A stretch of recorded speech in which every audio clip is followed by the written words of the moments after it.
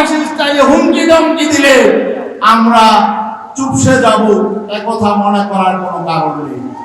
আগামীতে কোন সন্ত্রাসী, চাঁদাবাজ, দুর্নীতিবাজ তাদেরকে মানুষ ভয় করবে না। মানুষ ঐক্যবদ্ধ হচ্ছে, নির্বাচনে তাদেরকে প্রত্যাখ্যান করবে। আজকে আমরা যখন মৌলিক পরিবর্তন চাচ্ছি, নতুন ভাবে নতুন বাংলাদেশ বিনির্মাণের জন্য আমরা যখন আওয়াজ তুলছি, তখন বাংলাদেশের ক্ষমতা প্রত্যাশী একটি বৃহৎ দল তারা বলছে আমরা নাকি দেশ বিরোধী, আমরা নাকি নির্বাচন চাই না।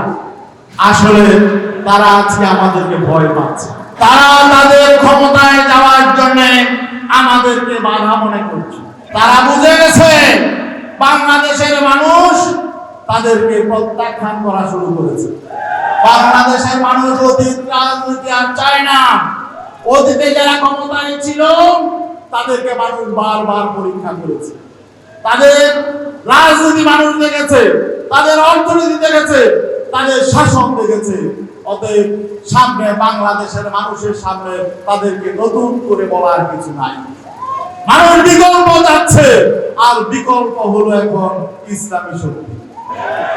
ইসলামী শক্তি ঐক্যবদ্ধ হচ্ছে, ইসলামী শক্তি জেগে উঠছে।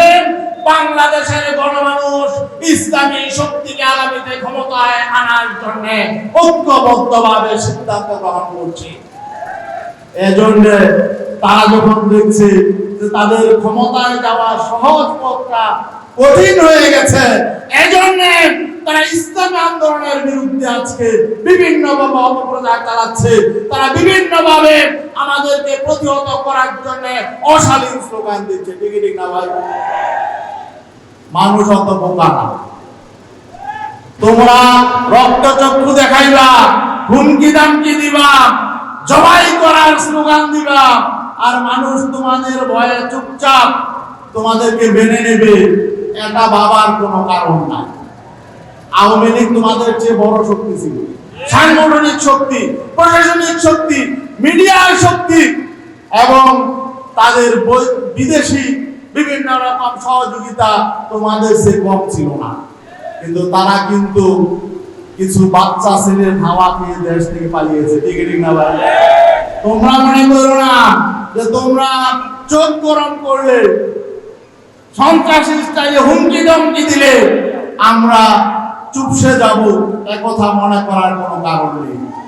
আগামীতে কোন সন্ত্রাসী, চাঁদাবাজ, দুর্নীতিবাজ তাদেরকে মানুষ ভয় করবে না। মানুষ ঐক্যবদ্ধ হচ্ছে, নির্বাচনে তাদেরকে প্রত্যাখ্যান করবে। আমরা দেখেছি বিগত 12টি নির্বাচন হয়েছে, 12টি নির্বাচনই কোনো না কোনো ভাবে বিতর্কিত হয়েছে।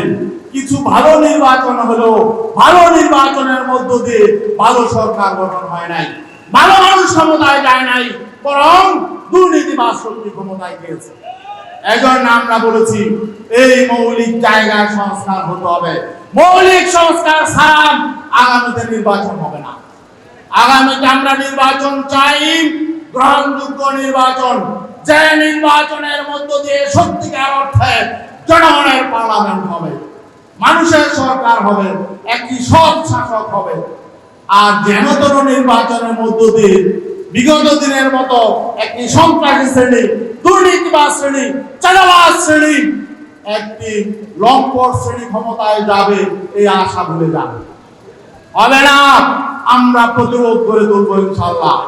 গ্রামে গঞ্জে, শহরে বন্দরে, প্রত্যেকটা এলাকায় আমরা দেশপ্রেমিক ইসলামী শক্তি, অপশক্তির বিরুদ্ধে আমরা প্রতিরোধ করে তুলব।